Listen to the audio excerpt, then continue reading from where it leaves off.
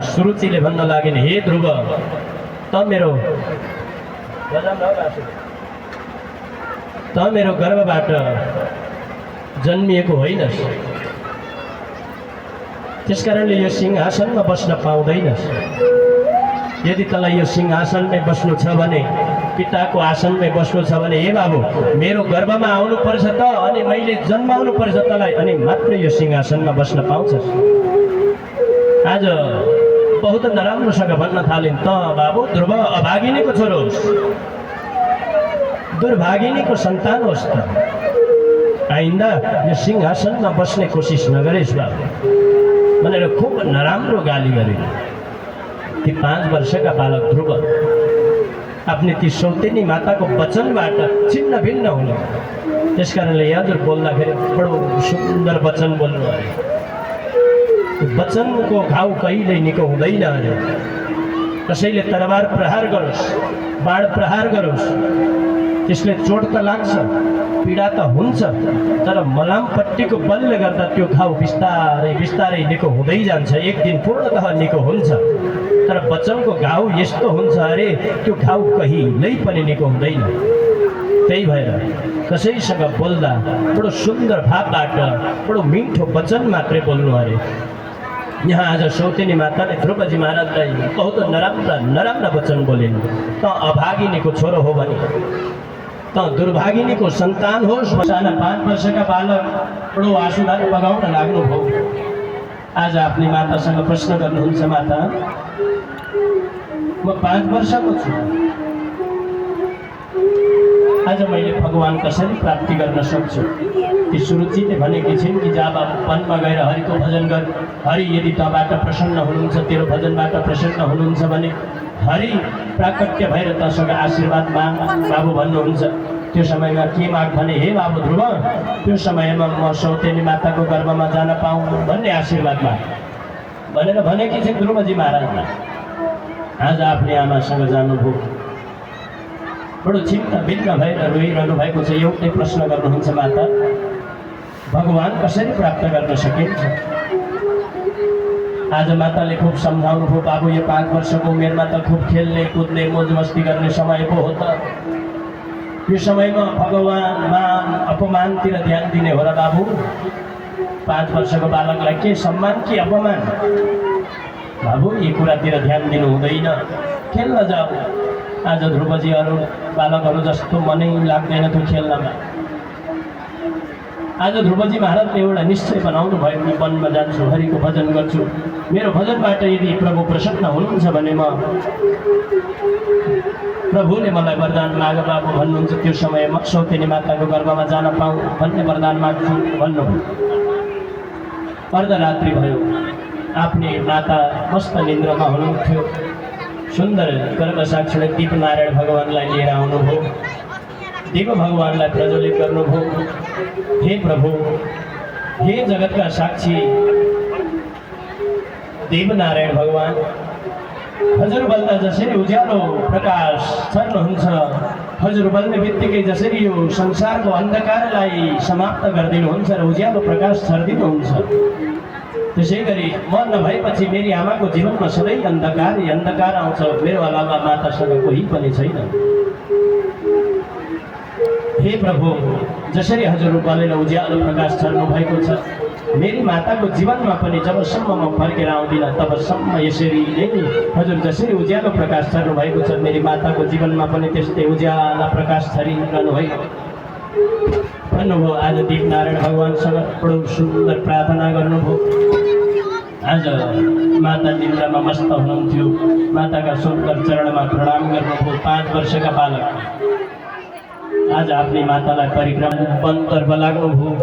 वनमा ठुल्ठुला जनावरहरू छन्, सिंह छन्, भालु छन्, अनेक प्रकारका हिंसक जनावरहरू छन्, तर केही डर छैन, केही भय छैन। केवल एउटै कामना छ कि मैले भगवानको कहू तिमी केका लागि यो जङ्गलमा आयो?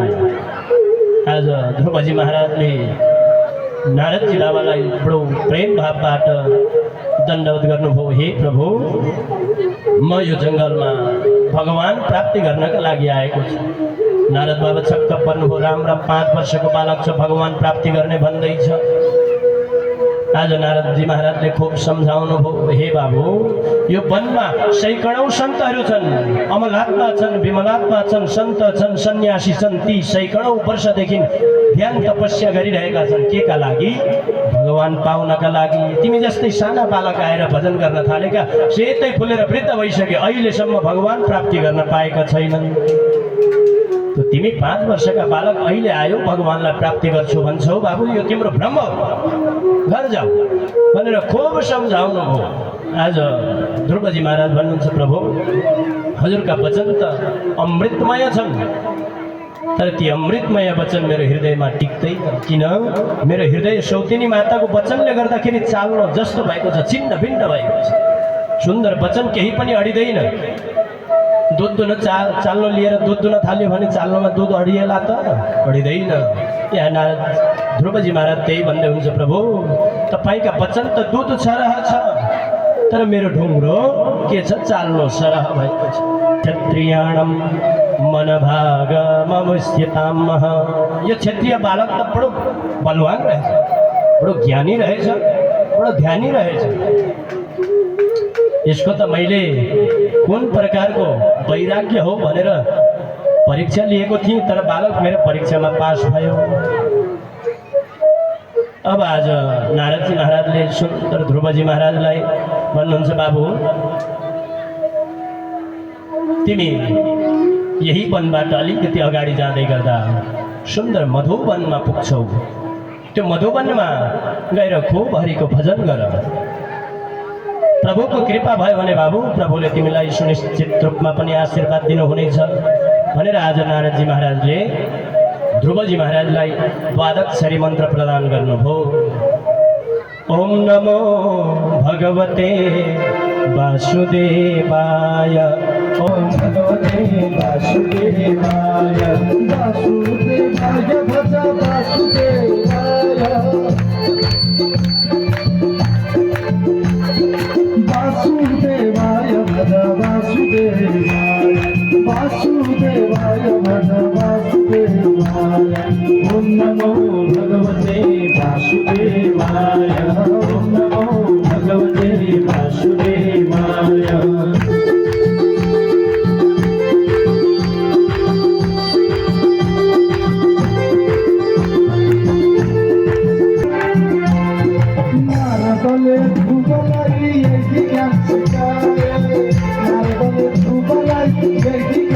भगवते वासुदेवाय। ओम नमो भगवते वासुदेवाय। वासुदेवाय भज वासुदेवाय। वासुदेवाय भज वासुदेवाय। वासुदेवाय भज वासुदेवाय। वासुदेवाय भज वासुदेवाय। ओम नमो भगवते वासुदेवाय। ओम नमो भगवते वासुदेवाय।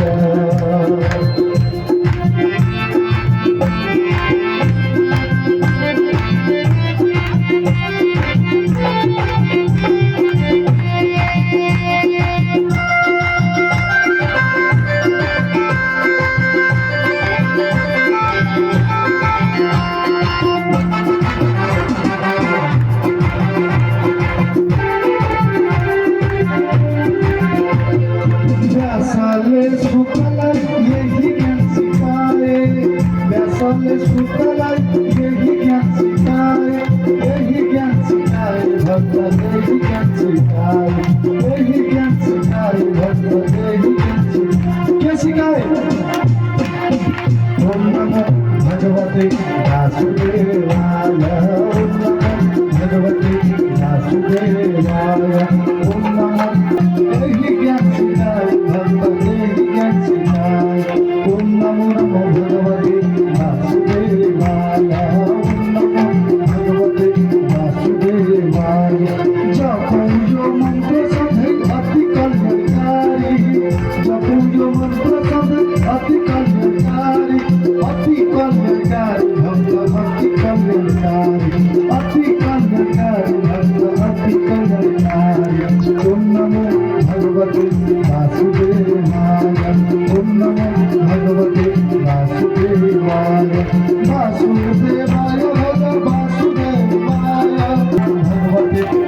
वासुदेवाय ओम नमो भगवते वासुदेवाय ओम नमो भगवते वासुदेवाय ओम नमो भगवते वासुदेवाय ओम नमो भगवते वासुदेवाय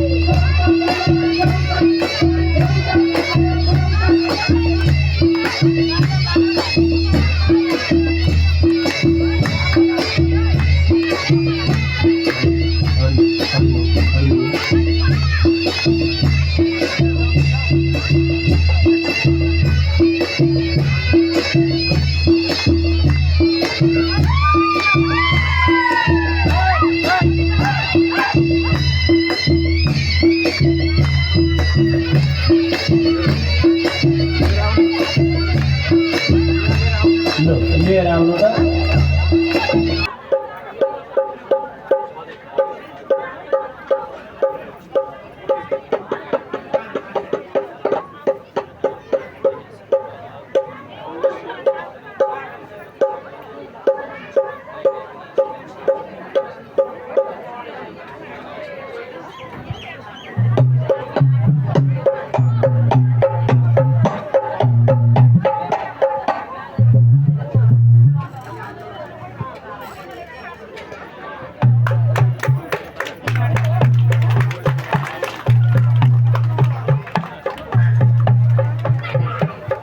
बोले भक्तवत्सल भगवानको अनुस कथा धेरै छन्, कथामै हामी श्रवण गरौँ। अझै पनि आज हामी अष्टम स्कन्द पुग्नै पर्छ। बोले भक्तवत्सल भगवानको। त्यसै गरी हुनुहुन्छ तत् गच्छ भद्रं ते यमुनास्तटमा शुचिः पुण्यं मधुवनं यत्र सान्निध्यं नित्यदा हरेः। नित्य राधा रानीले निवास गर्नुभएको परम मोक्षदायिनी त्यो मथुरापुरीमा गएर आज नारदजी महाराजको परिश्रम दूर हुँदैछ। आज नारदजी महाराज मथुरापुरीमा पुग्नुभयो। सुन्दर कल्पकी गीति यमुनामा स्नान गर्नुभयो बुवा, अनि नियम बनाउनु भएछ क्या।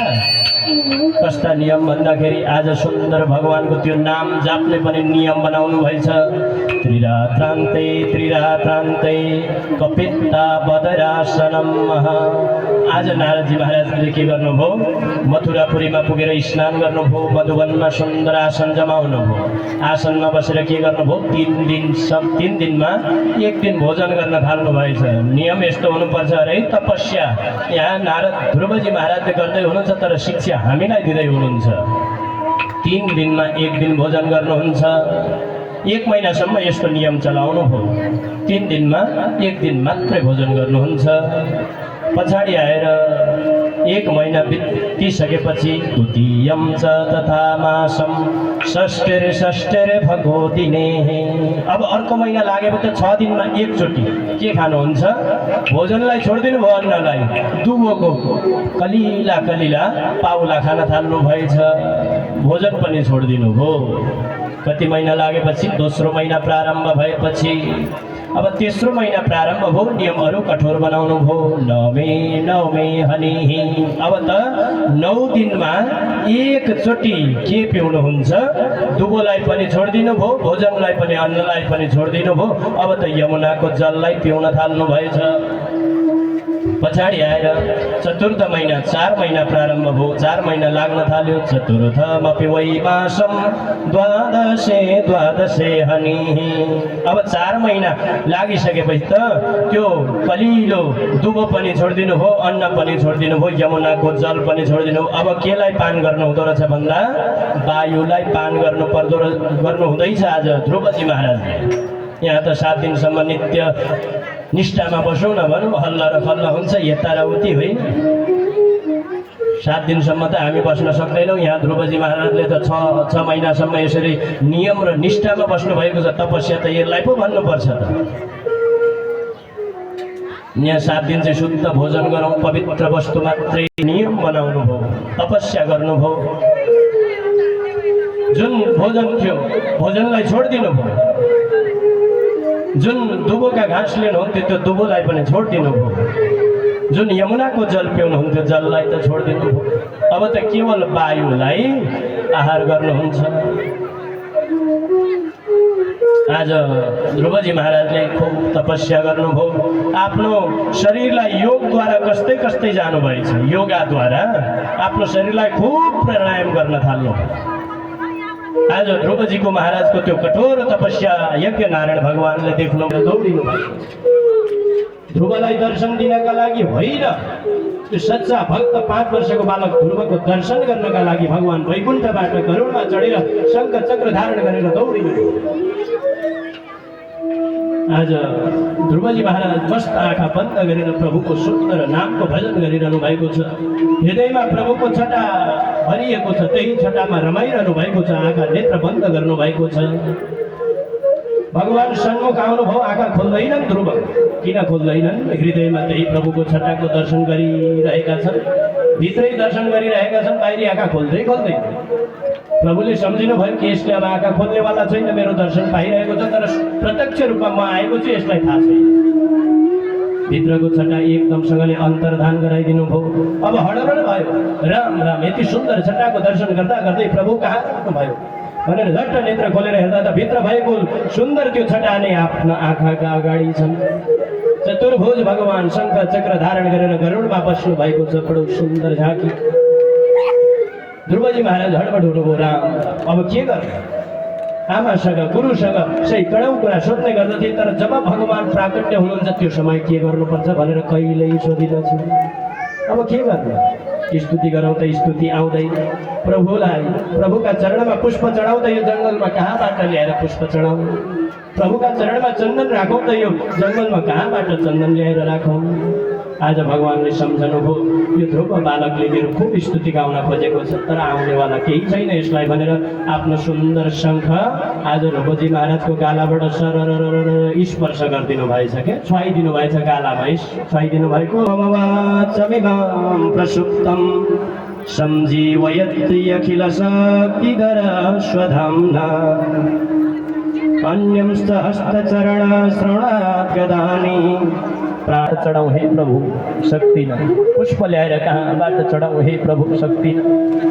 हजुरका यी श्री चरणमा बार बार प्रणाम गर्छु भनेर आज ध्रुवजी महाराजले प्रभुका चरणमा बार बार प्रणाम गर्नुभयो।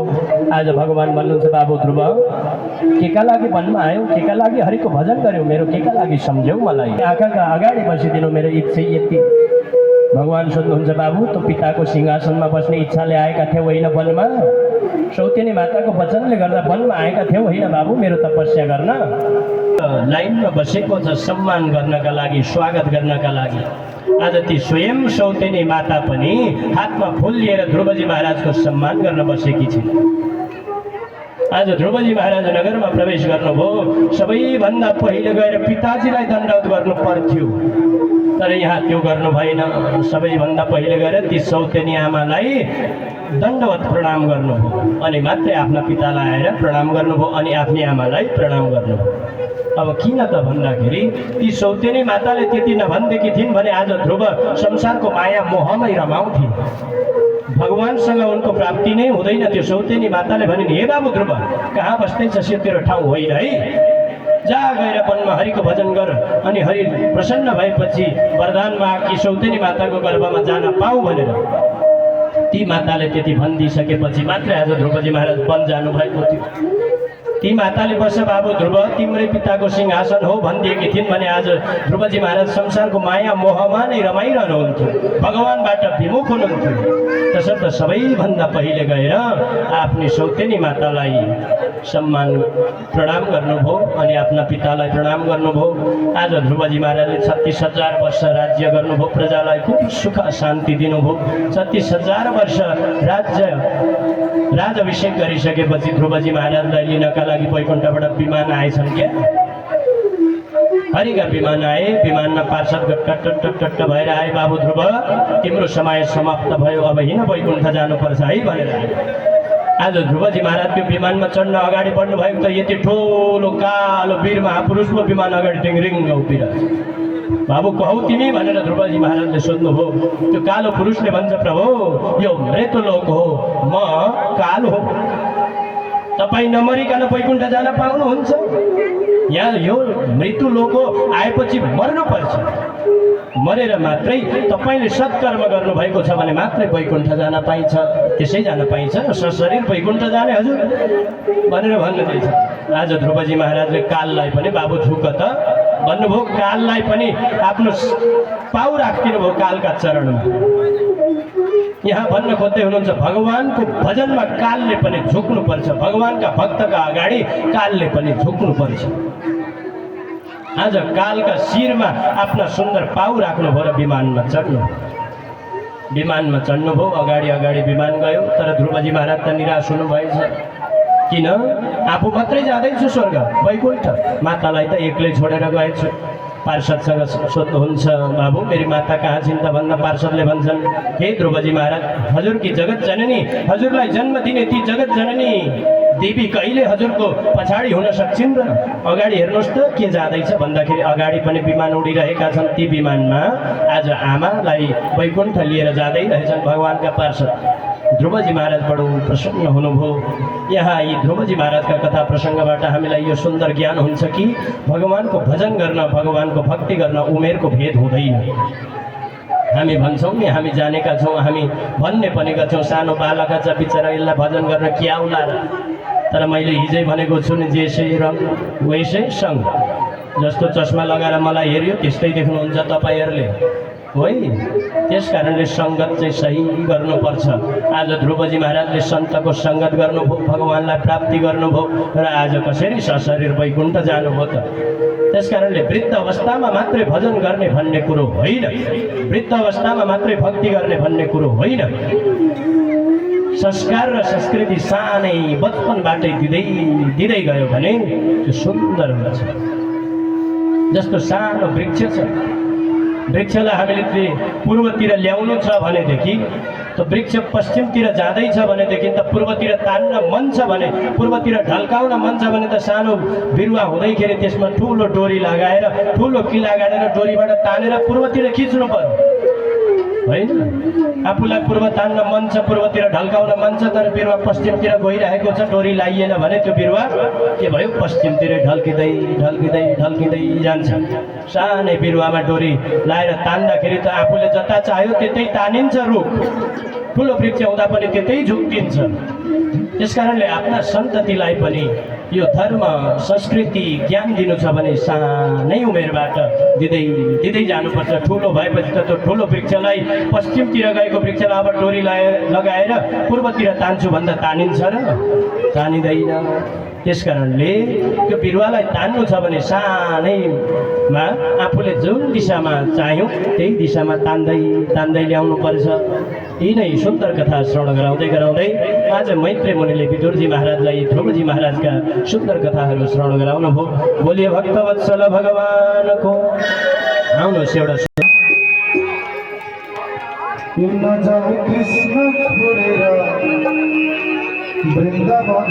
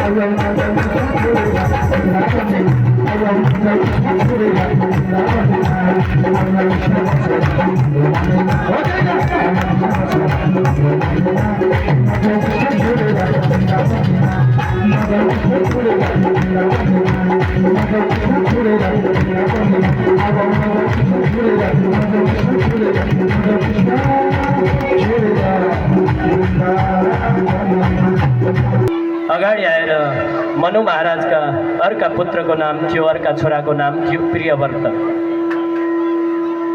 प्रियव्रतको कथा प्रारम्भ गर्दै श्री सुखदेवजी बाबा भन्नुहुन्छ, हे बाबु परीक्षित, महाराज प्रियव्रत बडो तेजस्वी हुनुहुँदो रहेछ, तपस्वी हुनुहुन्थ्यो, ध्यानी हुनुहुन्थ्यो, भगवानका परम भक्त हुनुहुन्थ्यो। एक समय विचरण गर्नुभएछ, यो रात्रि किन भएको होला?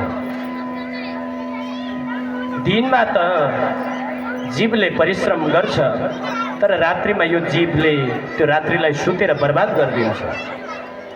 रात्रि किन भएको होला भनेर अब यो संसारमा अब रात्रि म हुन दिन्न भनेर आज यी प्रियव्रतले रात्रि हुनै दिनु भएन। रथेन ज्योतिर्मयेन रजनीमपि दिनं करिष्यामि। महाराज प्रियव्रतले एउटा सुन्दर ज्योतिर्मय रथलाई सृजना गर्नुभएछ, निर्माण गर्नुभयो आफ्नो तपको बलद्वारा र पृथ्वीको 7 प्रदक्षिणा गर्नुभएछ। हामी यहाँ आरती गर्दा प्रदक्षिणा गर्नु भन्छौँ नि हजुरहरूलाई, यानी कानी चप्पा पानी भन्दै वरिपरि घुमाउनुहुन्छ नि तिलानी पानीको जल। त्यसै गरी यी प्रियव्रत महाराजले चाहिँ ठुलो रथलाई सृजना गरेछन् अनि पृथ्वीको 7 चोटि प्रदक्षिणा गरेछन् क्या। ती रथका यत्र यत्र पाङ्रा पृथ्वीमा कुद्दा त सबै काहीँ खाल्टो भएछ, काहीँ पहाड बनाइदिएछन्। आज ब्रह्माजी डराउनु भयो, बाबु के गर्दैछौ, यो पृथ्वीलाई यो प्रकारले तिमीले अनादर गर्दैछौ, काहीँ ठुला पर्वत बनाइदियौ, कहाँ ठुला ठुला खाउला बनाइदिएका छौ। बाबु यसो नगर, दिनको आफ्नो उपयोगिता छ भने रात्रिको पनि त आफ्नो विशेषता छ। दिनमा व्यक्तिले परिश्रम गर्नुपर्छ, तर रात्रिमा व्यक्तिले त्यो परिश्रमलाई दूर गर्नका लागि आराम गर्नुपर्छ। त्यसकारणले बाबु यो काम नगर। 7 दिनसम्म आज प्रियव्रत महाराजले रात्रि हुनै दिनु भएन। सबै डराउन थाले, देवी देवतामा हाहाकार मचियो। आज प्रियव्रत महाराजलाई ब्रह्माजी महाराज सम्झाउनुहुन्छ, बाबु पृथ्वीमा कोही वस्तु पनि यस्ता छैनन् जसको चाहिँ उपयोग नहोस्। सबैको आफ्नो आफ्नो उपयोगिता छ, सबै काम लाग्ने वस्तु छन् बाबु। जस्तै बुझ्नका लागि, उदाहरणका लागि कसैले नुनलाई नराम्रो चिज रहेछ भनेर फालिदियो। किन फालिदियो? नुन त चाहिने चिज हो, होइन? नुन नभई हुँदैन। कुरो कहाँ बिग्रिएछ भन्दा कसैले भोजन बनाउँदै थियो, ध्यान भोजनमा थिएन। ठिक्क नुन राख्नु पर्थ्यो, बढी नुन राख्नु थिए। भोजन गर्न सबै बसियो तालिएर, आज भोजन गरिन्छ, बडो भोक लागेको छ भनेर सबै बसे, नुनै छैन, स्वादै भएन। सबैले गाली गरे, किन नुन हालेनौ? अर्को दिन ती भोजन बनाउने व्यक्ति सजग भए, राम राम, हिजो सबैले गाली गरे, आज चाहिँ ठिक्क नुन हाल्छु भने यति याद गरे, याद गर्दा गर्दै नुन राख्नै बिर्सिदिए। स्वाद भएन, फेरि गाली गरे। अर्को दिन भोलि चाहिँ खुब मिठो बनाउँछु भनेर भोलिका दिनमा फेरि भोजन बनाउन थाले। भोजन बनाउँदै गर्दाखेरि ध्यान थिएन भोजनमा, बनाउँदै गए, सब्जीमा नुन थुप्रो राखिदिए। सबै भोजन गर्न बसे, एकदम चर्को भयो, सबैले गाली गरे। भोलिका दिनमा अझै सजग भए। अब भोलिका दिनमा खुब एक चुल्हामा खिर बसाएका छन्, एक चुल्हामा सब्जी बसाएका छन्। हाल्नु पर्थ्यो खिरमा चिनी, सब्जीमा नुन, तर ध्यान यति राखिदिए कि उनले हालिदिए खिरमा नुन र सब्जीमा चिनी। आज सबै भोकले आतुर भए, आज गुलियो मिठो खिर खाइने भयो भनेर सबै थपक बसेका छन्। खिर खाँदाखेरि त नुनिलो छ। ए दुष्ट, के गर्यो यस्तो नै बनाउने हो? अन्तिममा ती व्यक्तिले के गरेछन् भन्दा नुन त बहुत खराब चिज रहेछ, यो नुन काम लाग्ने कुरो होइन रहेछ भनेर फालिदिएछ।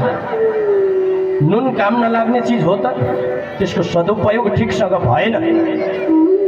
यहाँ ब्रह्माजी पनि त्यही भन्दै हुन्छ, बाबु पृथ्वीमा कोही वस्तु पनि यस्ता छैन जसको उपयोगिता नहोस्।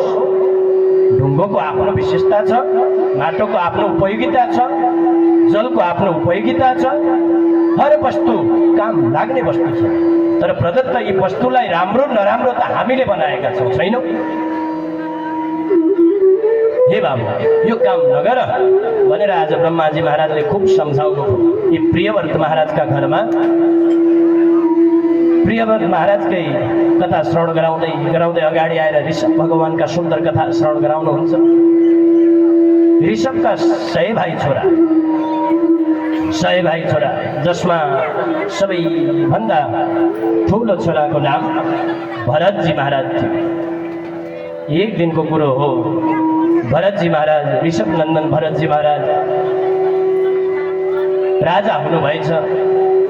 राजा भइसकेपछि यिनका 4वटा पुत्र भएछन्।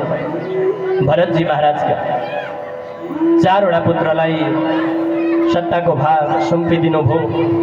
बाबु अब राजकाज तिमीहरूले नै चलाऊ है, म चाहिँ हरिको भजन गर्न जान्छु भनेर हाम्रै शालिग्राम क्षेत्र मुक्तिनारायण धाममा गएर सुन्दर हरिको भजन गर्न थाल्नु भएछ क्या।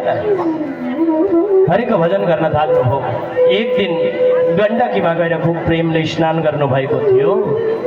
गण्डकीमा स्नान गर्दै सूर्य भगवानलाई जल अर्पण गर्नु पर्यो भनेर जल दिँदै हुनुहुन्थ्यो। बडो भयङ्कर ठुलो बाघको गर्जना सुन्नुभयो। बाघको गर्जना त्यो घनघोर जङ्गलबाट आउन प्रारम्भ भयो। हडबड आउनुभयो, कहाँबाट सिंह आउँदैछ भनेर।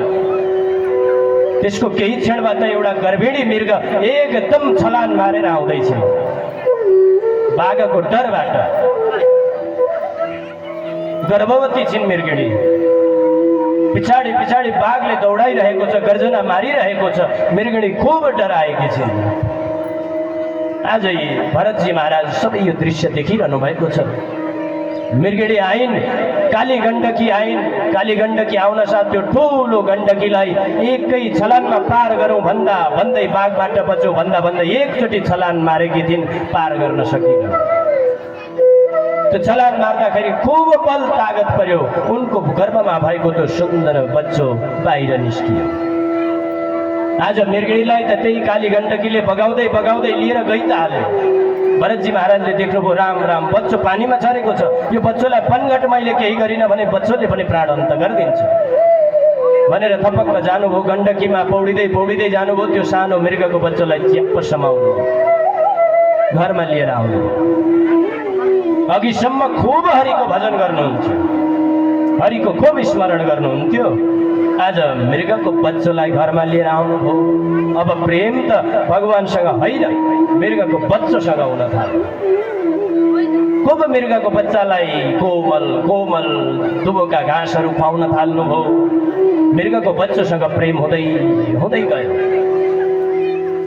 आफू प्रसादी लिँदै गरेको समयमा पनि मृगको त्यो सानो बच्चो मृग हेर्दै कति राम्रो हुन्छ है, सुकिलो हुन्छ, हेर्दै कति हेरिरहँ जस्ता हुन्छन् तिनका आँखा।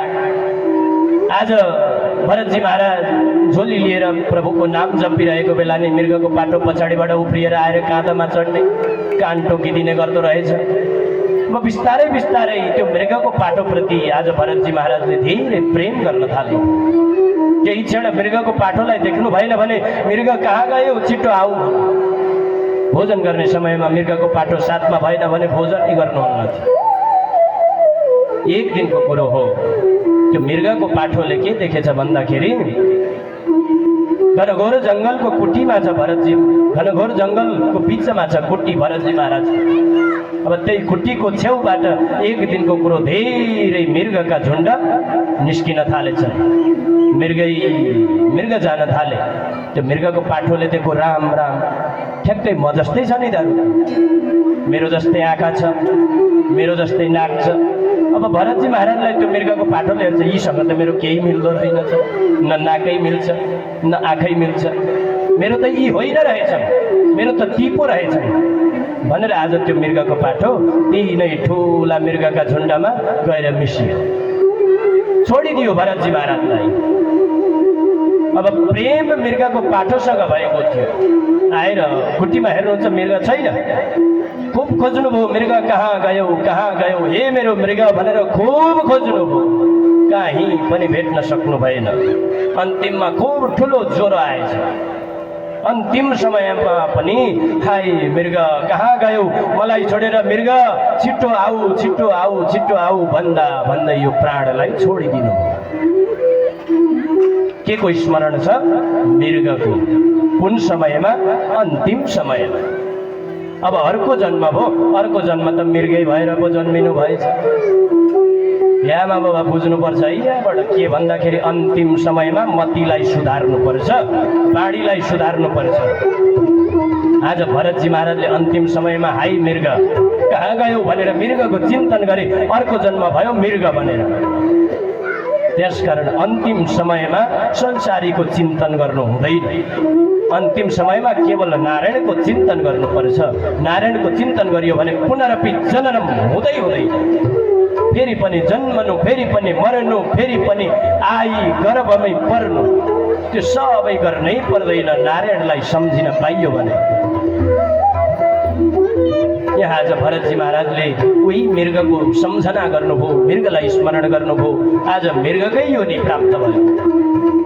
मृगको योनि प्राप्त हुँदा पनि आज भरतजी महाराजले त्यो भक्ति संस्कारलाई कहिले पनि बिर्सनु भएन। मृगको योनि पशुको योनि छ, त्यही पनि भगवानबाट टाढा कहिल्यै बस्नु भएन। भगवानलाई नित्य सम्झिने गर्दै हुनुहुन्छ। अब सनेरे सनेरे मृगको योनिलाई पनि प्रारब्ध भगवानको खेल हो भनेर भोग्दै भोग्दै जानु। अन्तिममा मृगको योनिलाई पनि आज पूर्ण गर्नु हो।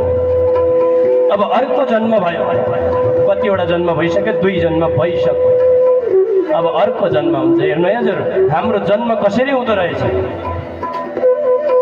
हर वस्तुको चिन्तन गर्दा त जन्म भक्कु भइगर्छ। अन्तिम समयमा कहिले किरो भनेर जन्मिनुपर्छ, कहिले भ्यागुतो भएर जन्मिनुपर्छ, कहिले माछो भएर जन्मिनुपर्छ। अन्तिम समयमा हर वस्तु संसारीको चिन्तन गरियो भने, तर अन्तिम समयमा नारायणको चिन्तन गरियो भने केही भएर पनि जन्मनु पर्दैन। यहाँ त्यो मृग योनिलाई पनि त्यागिदिनु भयो। अब तेस्रो जन्म हुन्छ एक ब्राह्मणको घरमा।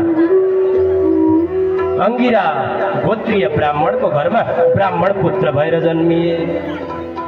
त्यो मृग योनिमा पनि भक्ति, भागवत भक्तिको संस्कार छुटेको थिएन नि त, भगवानको चिन्तन खूब गरेका थिए। आज अंगिरा नाम गरेका ब्राह्मणका घरमा जन्मिए। इनका घरमा अंगिराका पुत्र 9 पुत्र रहेछ, जसमा भरतजी महाराज पनि पर्नुभयो। सबै छोराहरूलाई अंगिरा नाम गरेका ब्राह्मणले वेदहरू पढाउँदा रहेछन् क्या, गायत्री मन्त्र। अरू छोरा त सबै पढ्दा रहेछन्। जड भरतजी महाराजलाई पनि खुब पढाउनुहुन्थ्यो, पढ्नु पनि हुन्थ्यो, तर चिन्तन गर्नुहुन्न थियो। आज मैले वेद पढेँ, आज मैले रुद्री पढेँ भने त मलाई पिताले भोलिबाट पठाउँछन् फलानाको घरमा गएर यज्ञ गरेर आऊ। मैले आज श्राद्ध पढ्न जाने भने त भोलि फलानाको घरमा श्राद्ध पढेर आऊ भन्छ। त्यस कारणले म त यो संसारी मायामै अल्मलिने रहेछु। मैले त के गर्नु छ, हरिलाई सम्झिनु छ, हरिलाई प्राप्ति गर्नु छ भनेर आज जड भरतजी महाराजले गायत्री मन्त्रसम्म पनि पिताजीलाई ठिकसँग सुनाउन सक्नु भएन। आउँथ्यो सबै, तर म जान्ने भइसके भनेपछि पिताजीले मलाई अनेक कर्म गर्न लगाउनुहुन्छ भनेर नजाने जस्तो भन्नुहुन्थ्यो। आज पिताजीलाई खुब रिस उठेछ। कस्तो जड रहेछ, जति पढाउँदा पनि, जति रटाउँदा पनि आउँदै आउँदैन, भन्दै भन्दैन यसले, जान्दै जान्दैन यसले। त त बाबु मूर्ख रहेछस्, मुडो जस्तो पो रहेछस्, त त जड रहेछस्, केही नजान्ने। तेरो नाम भरत मात्रै होइन बाबु, तेरो नामको अगाडि एउटा उपाधि थपिदिन्छु, के त भन्दा जड। पुरा नाम के भयो? जड भरत। आज जड भरतजी महाराजलाई थाहा छ म जान्दछु, म ज्ञानी छु, म ध्यानी छु भने त संसारीले मेरो हात पक्रिन्छन्। कोही पागल होस् त, पागललाई कसैले पक्रिन्छ? ए बाबु आइज दान गर भनेर पागललाई कसैले ल्याउँछ? पागल भयो भने त संसारको व्यवस्थाको हुन्छ, वास्ता गर्दैन संसारीले भनेर सानैबाट पागलको जस्तो मुहार लगाउनु भएछ। आज सानैबाट पागलको जस्तो मुहार लगाउनु भयो। आज एक चोरका सरदार रहेछन्, तिनले आज मातेश्वरीसँग भाकल गरेका रहेछन्। घरमा कोही पुत्र रहेनछन्। हे मातेश्वरी, मेरो घरमा अबको बारीमा पुत्र भयो भने तिमीलाई म नरबली चढाउँछु भनेको मनुष्यको बलि चढाउँछु भनेर भाकल गरेछन् क्या मातेश्वरीसँग। आज सबै दाजुभाइले जड भरतजी महाराजलाई हेला गर्न थाले। 9 भाइ छन्, काम गर्दैनन् केही। भरतजी महाराज ठुलो शरीर छ, हात पाखुरा ठुल्ठुला छन्, तै पनि काम केही नगर्ने। अब दाजु भाइ हुँदाखेरि त बडो प्रेम भाव हुन्छ, तर भाउजू बुहारी आउन थालिसकेपछि बडो घर बिग्रिन्छ। यहाँ आज दाजुहरू सबैले विवाह बन्धनमा बाँधिए। एउटै घर छ, भाउजूहरूले भन्न थाले, बुहारीहरूले भन्न थाले, राम राम हेर यत्रो भुस बिग्रेछ, काम केही गर्दैन, खाना यति चाहिन्छ। हो पनि अब घरमा यत्रो जवान व्यक्ति छ, काम केही गर्दैन, लखर लखर यता र उता हिँडेको छ, कुन बुहारीलाई रिस उठ्दैन र? होइन, सबै भाउजूहरू रिसाउन थाले, तिम्रो भाइलाई सम्झाऊ।